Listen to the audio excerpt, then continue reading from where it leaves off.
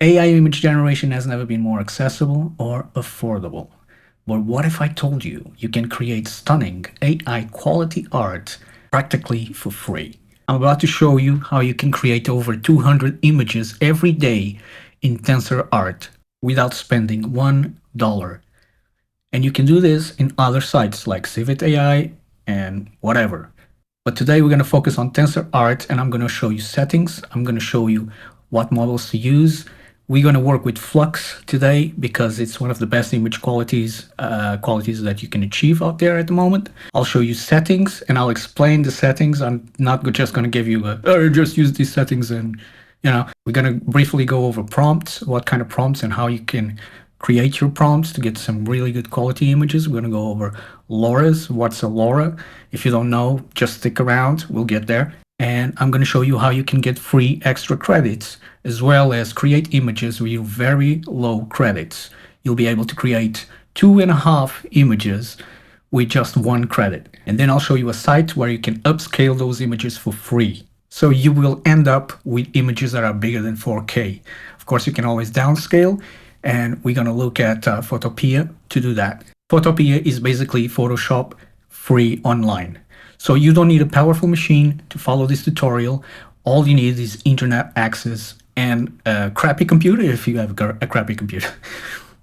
So here we are at the Tensor.art website. I'll leave a link in the description below. So for those who don't know about this website, the only thing you need to do is just sign up and you will be ready to go. So after you sign up, if you hover your profile picture here, it's going to tell you how many credits you have. And if you press that, up here is going to tell you the daily credit. So I have a pro plan, which means I get 300 credits every day. But if you have a standard free plan, you're going to get 50 credits every day. What does that mean? It means that every day you get 50 credits. As you spend them, this is going to go down. If you have any accumulated credits, they're going to stick around for the following day, okay? So how do you get more than 50 credits every day? Well, it's easy. If you come down here, just check it out. If you have a hosted model or every time, well, this doesn't matter because we're not focusing on hosting models on this tutorial. What does matter, if you publish a post every day, and you can do this twice, you can see today I already posted 1 post and I got 10 credits for it. So if I publish another post, I'll get another 10 credits. So that brings us up to 50, 60, 70 credits, okay? Now, if you start content from other users on the website and you can do this 5 times a day, you get 2 credits per star, which brings us up to 80 credits, right? And you can do some more of that stuff down here. So it will bring you up again by a few more credits.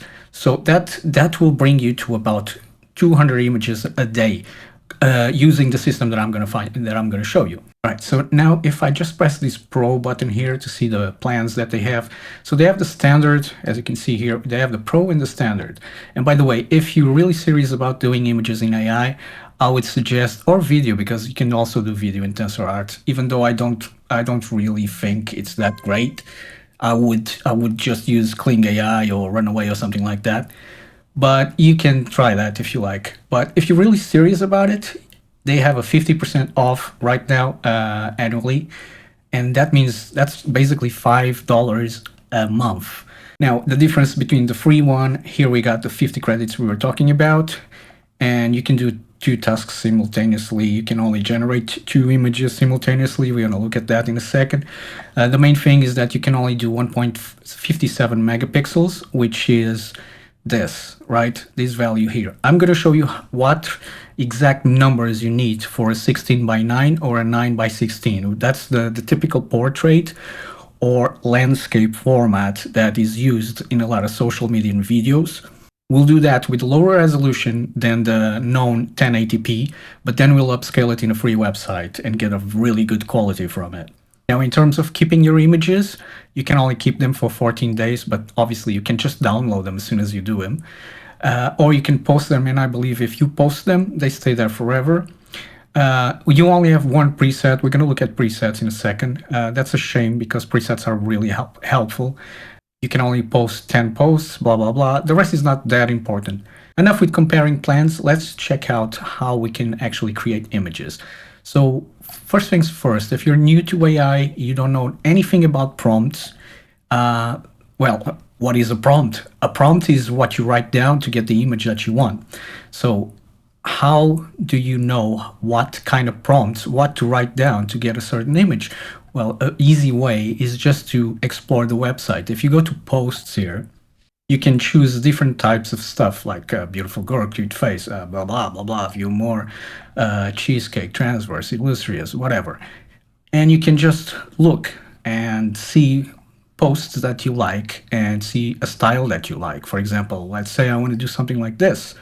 I'll click on that post and it will tell me the models that the person used. And this is Flux in this case. That's not what we're going to use. I'm going to show you how to use this at a cheaper price as well, but it's not the one we're going to use. But you get the prompt right here. Okay, and by looking at the prompt, what the person wrote down and what it used and what the person used, you get a feel for how the AI interprets what's written down. Now, different models, they require different prompts, as the Excel, Pony, Flux, they all require a different way of prompting. So make sure you look at the images here at the posts, you study them and learn from them. Another thing that you can also check is how many steps the person used, the type of sampler the person used, the CFG scale. And if you want an exact replica, you can just copy the prompt and the seeds, or you can just press remix. Okay, if you press remix, everything that's here, all the settings are going to go into your create pop-up tab. So if we press this, this is my create tab. There's another way to come here. And the other way to come here, if I close this for a second, the other way to come here is just come here to creation. Okay, creation, or just press create here. Yeah, and it goes to the pop-up tab. So now I got everything the person had, exactly the same thing. I just don't have the seed, but I can go back to the post and copy the seed and get the same exact image. Now the person upscaled this, he paid 4 credits for this. All right, I'm not gonna use the upscale here. And a way you can bring, let's just talk about this. This is a bit more expensive in terms of credits, but I'll tell you how you can make FluxDev FP8 use a lot less steps. So what is sampling steps? Well, sampling steps is how many iterations the AI does on an image. The AI is fed an image with noise and starts denoising that image until it gets to the result. And the sampling steps is how many steps it needs to, how many times it's going to denoise the image to get to the result. Now, over time, people have developed LORAs, which are basically like a plugin, something that modifies the model. They created LORAs that reduce the number of steps needed to achieve a good result. And that's one way of doing it. There's also something called checkpoint merge. This is a checkpoint. The model here, it's a checkpoint called checkpoint, right? So to get that really good image, the person used 25 steps and a guidance scale of 7. If I add a LORA, and for, let's just come here to all, for Flux, it's going to be turbo. For SDXL, you might want to look for lightning. Hyper also works. You got Hyper Flux Accelerator, so you can try this one as well. Now, this one is an 8-step LORA, and I had some of the best results with 8 steps. So this kind of accelerator LORA needs to be at 1 of strength, okay? This is a different LORA. This is a style LORA here. It will change the style of the image, okay? And that's a different thing. We're going to look at that too in a second. So if I press this icon here next to the LORA that I just added, it's going to take me to the page of that LORA. And usually you got information here on how to use the LORA. So LORA scale 1, which is what we just did, guidance scale 3.5, all right? And you can go, you don't need to do 8 steps. You can try 6, 7, 8, 9, 10 steps, not deviate too much from those 8 steps, okay? So if we go back to this page, we come down here and it said guidance scale of 3.5 and 8 steps. Now, look at what happens here on the Generate tab when I input 8 steps here. Okay, so we went down. Let's try 9 steps. Still 0.8 cost. Let's try 10 steps. Still 0.8. 11. Okay, that's when it got up. So let's go as high as we can. Now, going higher doesn't necessarily means bad quality. Sometimes it means worse quality because you're just doing too many steps. I would suggest try 8 and then go as high as you can without spending more credits, obviously. Now, the higher the resolution, the more steps you're going to need. That's important to notice. Also, sampler methods. This sampler light here, it's good for whatever the person was doing. It might mean not so good for smaller steps. Now, one sampler that I like to use and works really well is this one with colors. It's very popular. So in terms of aspect ratio, if you want the typical, if you want a square, you can just press square. But if you want the typical 16 by 9, we can check again here on my settings. Actually, I'll just show you here. This one is done with the maximum resolution that you can use for 16 by 9, and resolution is right there. So the width 864 and the height 1536. Why 1536? Because that's the maximum you can go with the free plan. Okay, guys. So let's do 1536 864. So if I put the big number on the height and the small number on the width, we're going to have portrait. If I invert these numbers, we're going to have landscape, okay? So let's try that with 10 steps with this LORA.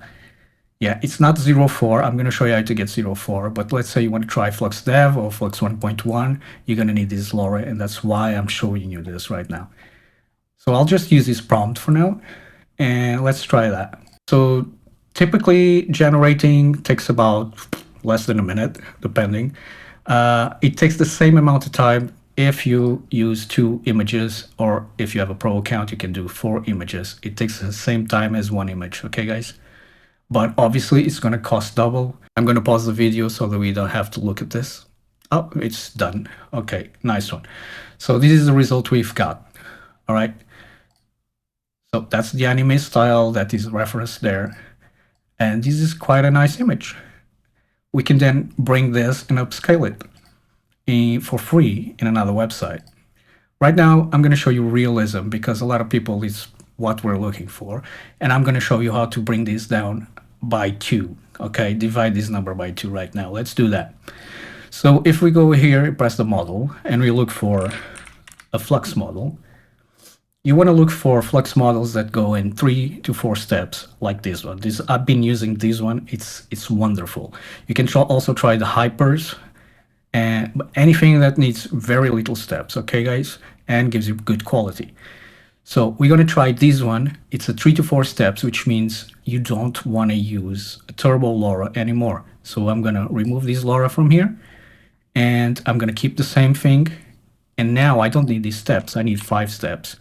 Why 5 steps? Because if I go 6 steps, it goes back to 0.8. And 5 steps is more than enough for this checkpoint. So why is this happening here? Why does this one just needs 3 to 4 steps? Because this is a checkpoint merge. What does that mean? It means the person got a Flux, the Flux model, the Flux Dev model, or another Flux Dev or another Flux model, and he merged that with a turbo LORA, and this is the result. Okay, at least that's what I think, because I've done some merging before. There's a lot more smart people out there than me, smarter people than me, who know a lot more about this stuff than I do. I've been here doing this stuff for the last 2 months. I just got obsessed. I haven't done anything else, to be honest. I just sleep in AI every day. Anyway, let's see the results that we have with just 5 steps. And you know what? Let's grab these seeds. So if I just hold this and I look at the seed, where's the seed?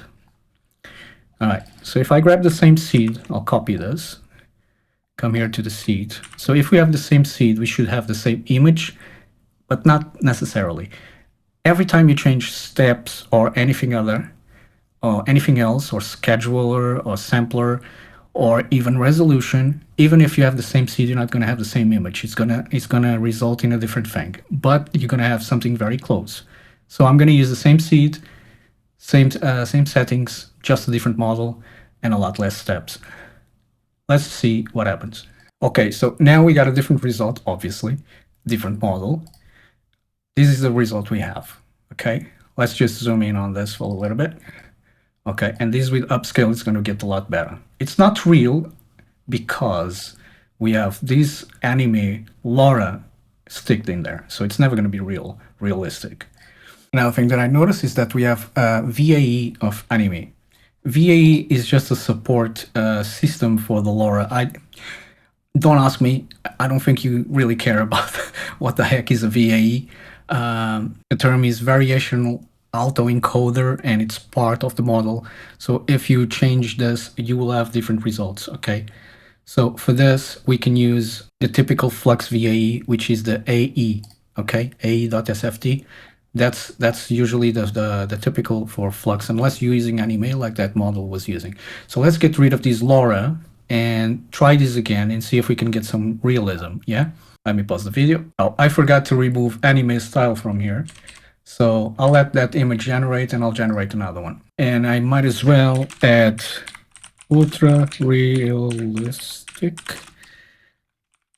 style. Keep in mind, this prompt here does not have spell check. All right. So you might want to use some other spell check or install some app that does that for you. I should have done that by now. Anyway, so far we don't have anything realistic, but I'll put ultra realistic style. We can also look for LORAs that are realistic. So realistic or real or something like that, and look what kind of LORAs we got. So you got realistic skin texture. It's very common to get human characters here.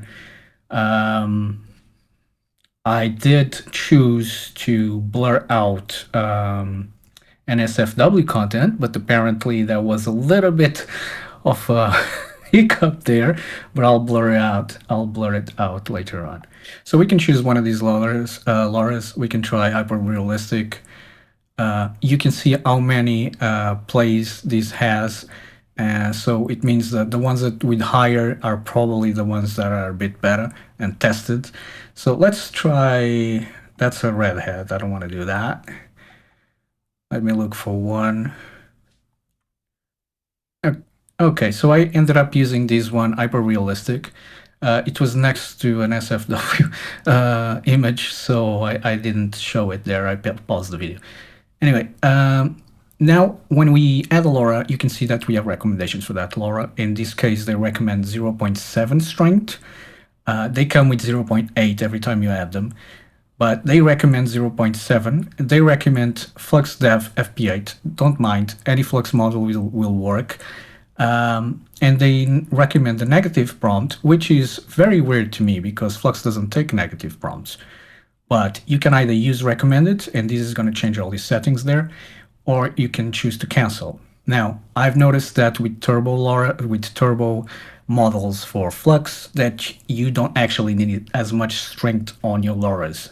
Now, it's important to realize that LORAs can ruin your image. They can degrade the quality of your image. So be very careful. If your image starts looking like crap, it's probably because you got too many strength on your LORAs. I mean, too much strength on your LORAs or too many LORAs. So you can see that now we got something here saying trigger words. Well, this triggers the LORA a bit better. It doesn't mean that the LORA is not going to work if I just leave it here. It means that if you use a trigger word that is specifically designed for this LORA, it's going to trigger the LORA more efficiently. Now, I know that because, like I just said, because this is a turbo of a low step thing, I don't need all that power. So probably about 0.4 will be enough. Now, if I press this here, it comes up here to my prompt. I had ultra realistic style. Now I don't need that. Let's use the recommended for that LORA. While we're waiting, we got this here, down here, and this is the presets that I was talking about. So if you press presets, you can save the current settings into a preset. And every time you need those settings back, you can press that preset, and even the prompt, everything is going to be filled out. So you only get one, unfortunately, with the free plan.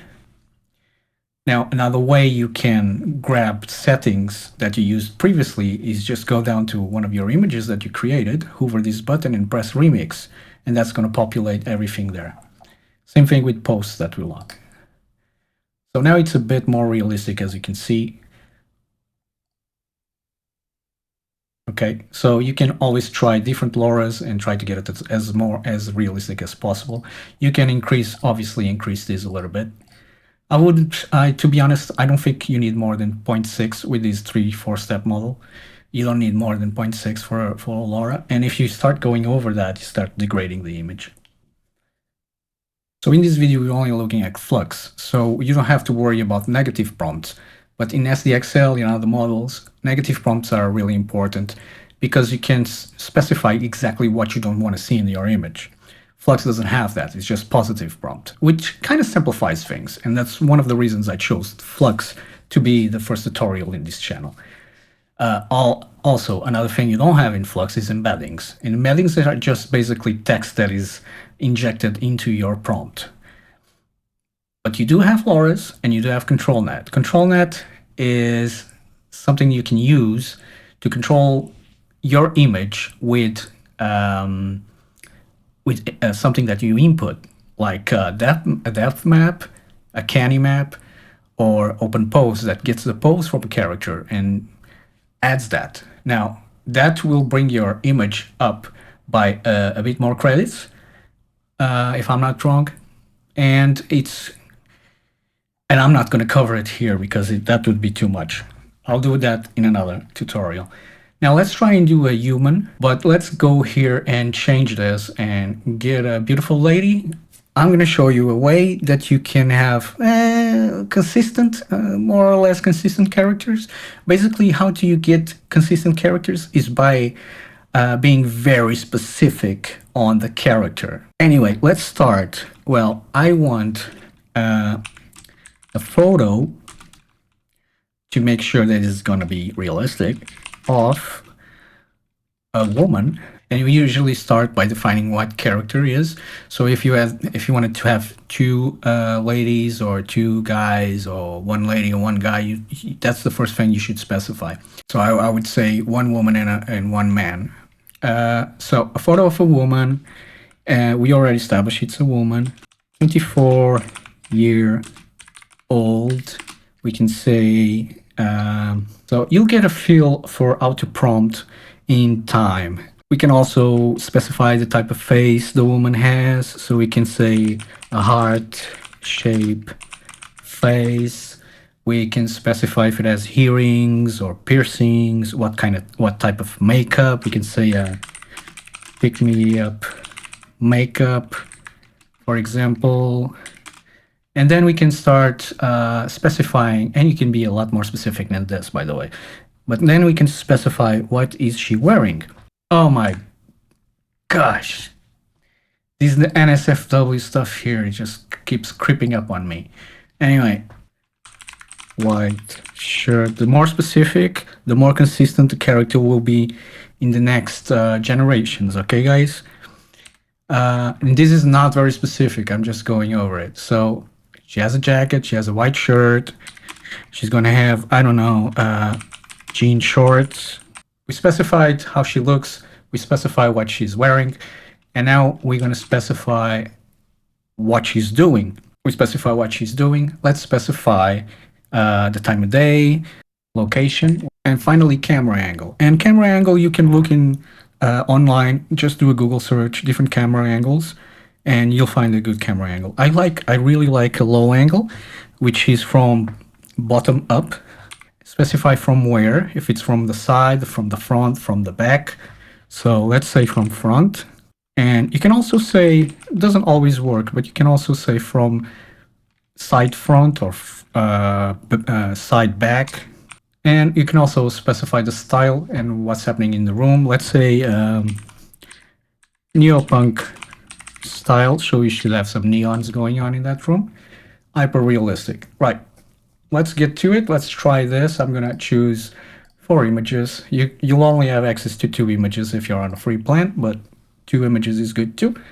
And I think everything else is fine. Let's generate and see what we get. Okay, so here is the result. The neon didn't come through. One thing to keep in mind is if you have too much in your prompt, some things are not going to come through, and you might have to rearrange the prompt. Let's add some more neon here and make the room a bit dark.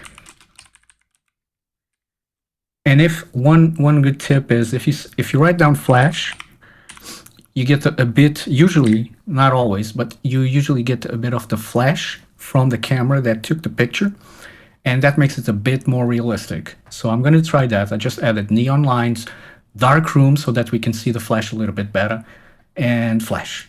So I'll do that again. I'll do 2 images now because, let's make sure we get the right thing. And you see that she doesn't change too much from image to image. All right.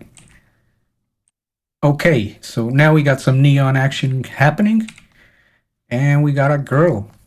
There she is. Is this realistic? I would say so. Now, in terms of quality, right, because you might want to bring this then and create a video and all that, you need a little bit more quality than this. As you can see, the eyes are a bit messed up. The face is a bit messed up. Now, one way that you can fix the face is by coming down here and go to the ADetailer, but notice that the price goes up by enormous amounts, all right? But ADetailer is basically something that can fix the faces and hands by giving more iterations in that area. Now, this is great, especially when the character is not close to the camera. If we go and do a close-up, you'll see the huge difference. I didn't specify how far we are from the character. I said low angle. Another way we can do this to force low angle, by the way, is saying from below. Okay, so let's change how far we are from the character, and we can do that by saying close-up shot. And if you look in, the same thing applies if you look in Google. Before I speak about that, because I specified the whole clothes, including the shoes, the whole body is in the picture. If I didn't specify the shoes, for example, we might have the medium shot closer to the individual. So one thing leads to the other. If I start specifying the face and talking about the color of the eyes and all that, and then I try to get a photo from behind the character, the AI might not give me that because I specified the eyes. So it might give me a photo from behind the character, but the character most likely is going to look back so that we can see the eyes because the eyes were specified in the prompt. So pay attention to that. If you want just a close-up picture, and he's probably not going to give me a very good close-up picture because I specified the trainers, the Snickers, right? So if I remove the Snickers, where did I put the Snickers? All right, so this is going to help the AI giving me what I asked for, a close-up shot. Now there's close-up, there's medium, there's far shot, there's full body shot. Look what kind of shots there are in search in Google. Look what kind of shots there are. And a easy Google search is going to give you that. Okay, so now we're getting closer to the character. We didn't specify the shoes. We still specify the shorts. If I don't specify the shorts, I'm pretty sure it's going to cut off around here. So keep that in mind. And also the low angle, not coming through very well, but we can reinforce it. So, but basically you need to keep experimenting. So let's look closer. And you can see the eyes are a bit more detailed now because we're closer, obviously. And if we get a really close-up shot, and let's do that. And to do that, I'm just going to remove the jean shorts and the fishnet stockings. So he knows he doesn't have to display that. I'll still leave the leather jacket. If I remove the leather jacket, and the white shirt, of course, we're going to lose consistency. You can see that this character is very similar. This is always the same character. We're using the same seed, and we're using the same beginning of prompt, and that's the main reason why we're always getting the same character. But don't get excited, because this is not the best way of getting consistent characters. The best way of getting consistent characters at the moment is using LORAs. You can train your own LORA with your character, with the character's clothes, character's face in different positions. But we'll do that in a different chapter, in a different video. And that's only if you guys like this video. If I see that this video has enough likes, I'll keep doing AI tutorials if you like my style of teaching. I removed that. Standing in a pose, it's another thing. I'm saying that it needs to stand in a pose. In order for the AI to show the pose, it can't go up to the person's face. So let's remove standing in a pose. Let's say laying in bed. Laying in bed. We can also specify taking a selfie, and usually the arm goes up and it looks like she's taking a selfie. Now in this case, I don't want to. I'll never get a shot from below because she's laying in bed. How can we take a shot from below? It's impossible. So I'll say eye angle from above. Usually just one of these is enough from above. Probably don't even need eye angle here. All right, so eye angle from above, neon lights, dark room, blah, blah, blah. So close-up shot. Another thing you can do if you really want the face is to do a extreme close-up shot, okay? And make sure you're writing stuff down properly. English is not my main language, so I need to spell check this. And I can just go into Google, make a quick search on spell check, press this, the first one that comes up, but put that there. Okay, everything is fine. Nice. Okay, we can move forward with this. Let's see what it gives us. And it should give us a close-up shot. Now, another thing we need to keep in mind to get the image that we want is, are we using portrait? Are we using a square format? Or are we using a landscape format? Because, for example, if you want a person lying down on the floor and you want it from the side, a portrait is probably not going to be your best option. You probably want a landscape to get that shot, or a square. Okay, guys, that's very important. All right, now we get a closer shot. This is a bit more romantic, I would say, and you can see that now the eyes are much better, obviously because it's closer, right? So let's grab one of these and upscale it. Let's see how we can do that. So first I want to download the photo, and I can download it from here. I can open it up and download it from here. I can also come to manage and select multiple photos that I want to download and just download. The name is always an ID, and it's always a different ID, so you don't have to worry about that. So I'll just save that. And now we're going to go into a site that is free. So this is AI's, and they have a lot of AI tools, including face swap. So if you're having problems with character consistency, you can use face swap here, and it's free. They have a lot of stuff here. You can check it out. I'm going to leave a link in the description below for this website. Don't worry about it. And you can upscale by 2 or by 4. By 2, you won't see much of a difference. By 4, it's going to be more creative, and it's going to give you a bigger difference. Of course, you also have these different types, colorize, or for anime and stuff like that, you can use the art image. Let's just go with general, and all we have to do is just drag and drop our image here.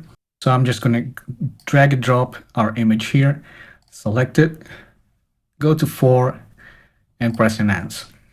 Okay, here we are. I paused the video. It was a bit more than 10 seconds. But let's look at the difference. So this is our result coming out from Flux, and this is what we get with the upscale. Okay, there are a few flaws here, as you can see, but there you go. It's not perfect, but it does a really good job most of the time. It took some of the skin detail out, so you might want to try 2 upscale instead of 4, because 4 is more creative, just like I was saying. Look at the size of the image right now. It's bigger than 4K, okay? You can also look at some of the clothes detail. See how that went? And I really do not like what happened here. So yeah, I mean, 4 is going to change a lot of stuff, you know. At the moment, upscalers, it's like this. Either you choose one that is not very creative and doesn't make much changes, or one that is or one that is creative and it makes a lot of changes. So, I mean, that's what we got. We can now choose to download this. Come here, download current image. And then we can go to Photopea. Let's go to Photopea. So here you are in Photopea. It has some ads here on the right. You might want to turn off your ad blocker, otherwise it's going to start. It's going to piss you off all the time, saying that you have your ad blocker on. So here in Photopea, we can just drag and drop our image like so. And this is basically Photoshop Online. So now we can just change the image size if we like to something more agreeable to take to a different website or to post it online. So let's say I want the width to be 1080. Press enter, and now we got a 1080 by 1920 picture. You got different types of downscale to choose here. So see what works best for you. We'll press OK. And now we got an image we can use online with some really good quality. Now, there's a lot more you can do in this website, like color grading and changing stuff. But hey, I leave you to it. I hope you guys enjoyed this video, and I hope it didn't leave you with more questions than answers. Probably did, but anyway, I see you guys on the next video. Don't forget to like and subscribe if you like this video so I can do some more AI stuff. And that's it, guys. Happy creating.